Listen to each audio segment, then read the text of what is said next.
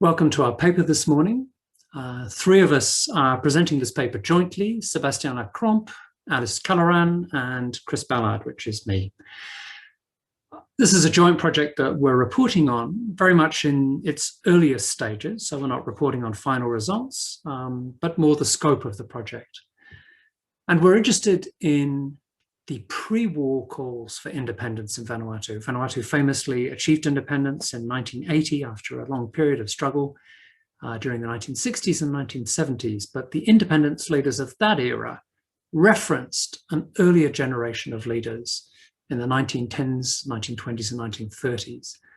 And so our project is about recovering the vision and the writing of these earlier leaders: Tarip, Kalsakau, Nabua Mata, and Nabua Koto. We're coming to you, or Sebastien and I are, from the Ngunnawal lands, the unceded lands of the Ngunnawal people, and we'd very much like to pay our respects to their elders, past, present, and emerging. So I'll open first by talking briefly about some of the history and the context for the documents that we're particularly interested in. As I've said, this is a collaborative project that involves ANU researchers, Sebastien and myself on one side, and a series of community members in Tongawa and Awhate, led by Alice Kaloran. The goals of this project are really to recover, transcribe, translate, repatriate, and publish documents and memories that relate to this early independence movement. Three senior chiefs, Tarip from Nuna Island off the north coast of Awhate, Tarimata Kalsakau of Ifira, right next to Port Vila, and Samuel Kora Nabua Mata of Tongawa Island in the Shepherds, began meeting in about 1912 to develop and promote their case for liberation or autonomy from colonial rule. And it's commonly remembered after their initials as the TTK movement. But in fact, a fourth chief, Dik Whakao Nabua Koto, who was the elder brother of Samuel, has emerged as a key player in this network and a focus for our project. So Nabua Mata and his elder brother, Nabua Koto, took up contracts on plantations in Queensland during the 1890s, and this proved formative for both of them. They joined the Pacific Islanders Association, which was led by Henry Tarinui, another Tongawan from the same village as the brothers, Lumpukuti. And when they returned to the New Hebrides, after all islanders were forcibly repatriated from about 1905, they led a vigorous but peaceful resistance, both to colonial rule and to the domination of local churches by foreign missionaries. They held meetings of all these key resistance chiefs from about 1912, apparently coordinated by Nabua Koto, who was acting as a secretary for the movement. Nabua Mata was finally imprisoned in 1940 by the colonial authorities and exiled from his island of Tongawa until his death in 1948. But his brother, Nabua Koto, continued to write and develop his ideas for independence until his death in 1961. So all four of these leading chiefs produced documents. Famously, Taripualu's Book of Desires has been transcribed and translated by William Milne in 1934 and published by Presbyterian missionary Graham Miller in his live series. Tarimata Kalsakau of Ifira generated a large number of documents, and many of them have been microfilmed by Pambu. We know that Nabua Mata drafted a series of sort of community bylaws, and these were seen and transcribed by missionary Basil Nottage, but we've yet to find copies of these. And lastly, Nabua Koto produced a complex series of histories, if you like, and other correspondence, covering the experience of colonialism in the New Hebrides and his experience of plantation labor in Queensland, and the basic calls for an independent New Hebrides.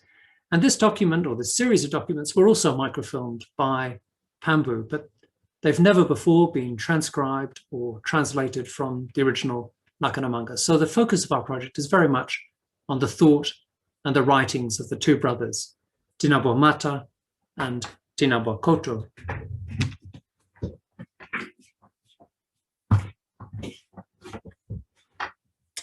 Thank you, Chris, for the introduction for this talk. So I'm going to take a different perspective. You've seen that Chris has been talking pretty much about the historical context. I'm going to talk about what I bring in the project in terms of language documentation. So I'm going to talk about quickly the aims that I'm wanting to achieve for my part of the project. So the idea will be to create a permanent record that's usable by different categories of users, including, of course, first and foremost, the Tongva community members, but also educators in Vanuatu, the Vanuatu public at large, and academic researchers and students. To do this, we're going to update the existing record to a format that's adapted to current technologies and the needs of users. I will also ensure that the existing record is accessible to current and future users, particularly those from the Tongva community. So I'm going to talk a little bit about the source, that is the document itself. So you can see it on the screen here. That's probably page number 2 or 3 of Tinamua Koto's book. But currently it's housed in bamboo as a microfilm, in a microfilm form. And so we have worked, we're working with the reproduction of the manuscript that has been now turned into a PDF file. As you can see, this is a handwritten document, and we're unsure where the original is, or if it's even still in existence. I have not seen it. So this is about a 182 pages PDF file, but it's not really faithful to the number of pages that we have in the book, because the pages have been copied, overlapping with each other. And as you can see, this is written. This is handwriting, and it's quite neat and elegant in the cursive style. Now, the document is fully written in Nakanamanga, which is the largest language of Central Vanuatu. It's got about 9,500 speakers, according to Lynch and Crowley. I'm going to talk about some issues that I've faced working on the document. So, of course, deciphering the content for transcription and translation can be difficult, even though it's very nicely written. But it's mostly because the microfilm format makes for a low-quality digital file. So we have issues of light, colors, blurring, contrast, and pages not in order. As you can see on the right, we've got a page that's basically cut. And then the next page, you can see this bit of white at the bottom. That's the next page starting. So what happens between these two pages? Well, we possibly find it next in the document. However, the good thing is that Tinamua Koto used a numbering system for paragraph, as you can see here, and that's very helpful to keep the original order. The next difficulty is working with Nakanamanga speakers due to the travel ban in place. But the possibility and what we're exploring now is to work remotely with a number of speakers, including Alice. I'm just showing you a little bit some of the work I've been doing to basically to go from the source, the original source, towards creating this new record. So you can see on the top, that's a manuscript page with the corresponding annotated text in Fieldworks. There is a bit of a challenge posed by your lack of punctuation. There's absolutely no punctuation in the original. We have the narratives are cut into paragraphs, which is helpful, but we don't know when sentences start or end.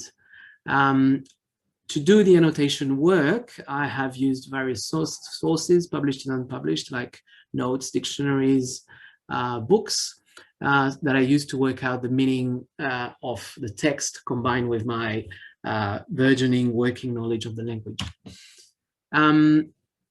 And because this is a work in progress, we've got some plans. So I've surveyed the contents of the file. We have about 20 distinct narratives in there. They discuss a range of topics such as life pre-European contact, but basically a lot of interactions with Europeans, like missionization, and also the time of forced labor in Queensland, where Tinamua Mata went. For the transcription and translation work, I've done so far probably about 50 pages of the PDF, which equates to 30, 40 pages of the original manuscript, because the pages are much longer. It's not in A4 format. And as I shown before, the transcription, translation, and text annotation is done in fieldwork. I am now going to give the mic to Alice,